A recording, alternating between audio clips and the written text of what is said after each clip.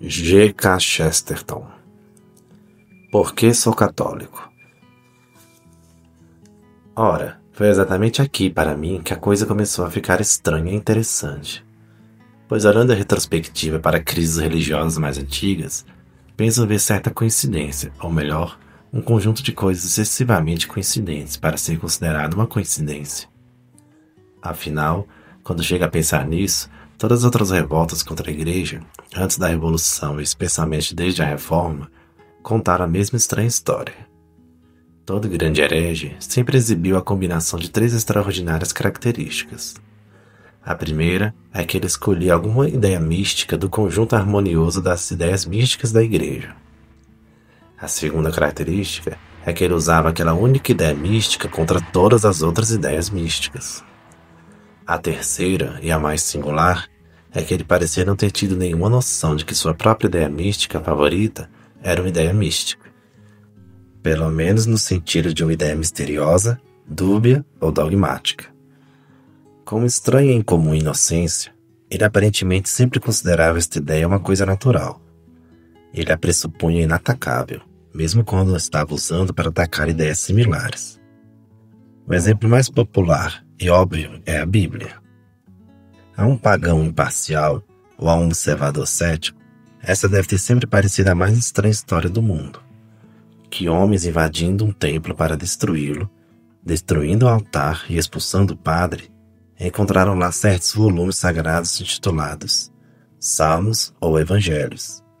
E ao invés de jogá-los ao fogo como o resto, começaram a usá-los como oráculos infalíveis para invalidar todos os outros sistemas. Se o altar sagrado e principal está errado, por que os documentos sagrados e secundários estariam certos? Se o padre profanava os sacramentos, por que não poderia ter profanado as escrituras? Mesmo assim, demorou muito para que ocorresse aqueles que brandiam esta peça do mobiliário da igreja para quebrar todo o mobiliário da igreja. Quão profano seria examinar este fragmento do mobiliário? As pessoas se surpreenderam muito, e em algumas partes do mundo ainda estão surpresas que alguém tenha tido a audácia de fazê-lo. Mais uma vez, os calvinistas tomaram a ideia católica do absoluto conhecimento e poder de Deus e a trataram como um truísmo pétreo e irredutível, tão sólido que qualquer coisa poderia sobre ele ser construído, não importando quão esmagador e cruel fosse.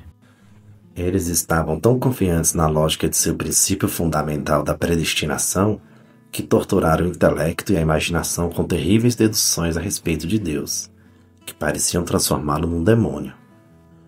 Mas nunca parecia lhes ter ocorrido que alguém pudesse inesperadamente dizer que não acreditava em demônios. Eles ficaram surpresos quando pessoas rotuladas de infiéis, aqui e ali, começaram a dizê-lo.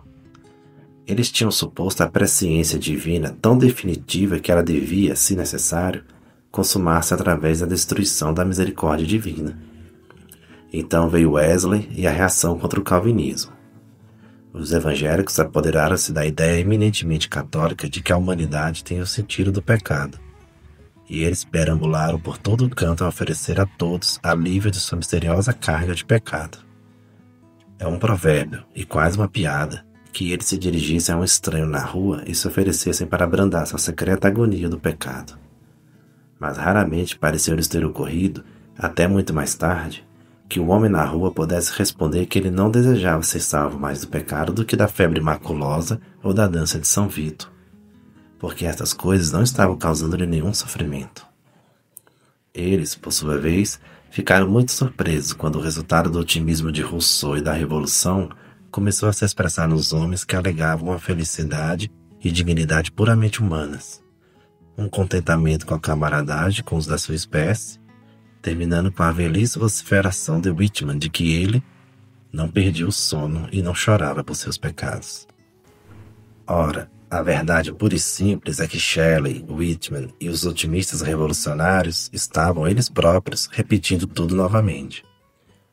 Eles, embora menos conscientemente por causa do caos de sua época, também escolheram da antiga tradição católica uma ideia transcendente particular.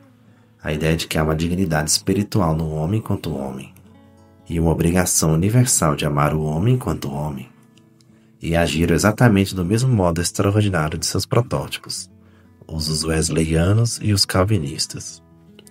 Consideraram esta ideia absolutamente autoevidente como o Sol ou a Lua, que ninguém poderia jamais destruí-la, embora em nome dela eles destruíssem tudo ou mais.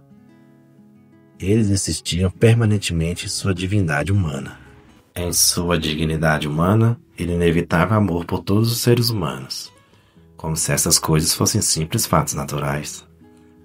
E agora eles estão muito surpresos quando novos e incansáveis realistas irrompem subitamente e começam a dizer que um açougueiro com suíças ruivas e uma verruga no nariz não lhes parece particularmente divino ou digno, que não sentem o menor impulso sincero de amá-lo, que não conseguiriam amá-lo se tentassem, ou que não reconhecem nenhuma particular obrigação de tentar. Pode parecer que o processo tenha chegado ao fim, que não haja nada mais a ser extraído pelo realista puro, mas não é assim. O processo pode continuar. Há ainda formas tradicionais de caridade a que os homens se apegam. Há ainda formas tradicionais de caridade para serem descartadas por eles quando descobrirem que elas são apenas tradicionais. Todos devem ter notado nos mais recentes escritores a sobrevivência de um modo de piedade assaz dolorido. Eles não mais honram todos os homens, como São Paulo e outros democratas místicos. Não seria muito dizer que eles desprezam todos os homens, quase sempre para fazer-lhes justiça, inclusive eles mesmos. Mas eles se apiedam, em certo sentido, de todos os homens, e particularmente daqueles que são dignos de piedade. Atualmente, eles estendem esse sentimento quase desproporcionalmente a todos os animais. Essa compaixão pelos homens tem também a mancha de sua conexão histórica com a caridade cristã. E mesmo no caso dos animais, como exemplo de muitos santos cristãos, como São Francisco, nada indica que um novo recuo de tais religiões sentimentais não libertará os homens até da obrigação de se apiedarem da dor do mundo. Não apenas Nietzsche, mas muitos neopagãos, seguindo suas ideias, sugeriram tal insensibilidade como a mais alta pureza intelectual.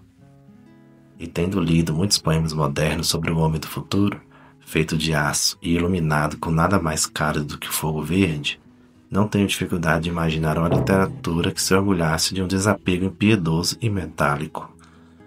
Então, talvez, fosse vagamente conjecturado que a última das virtudes cristãs morrera. Mas enquanto elas viveram, houve católicos.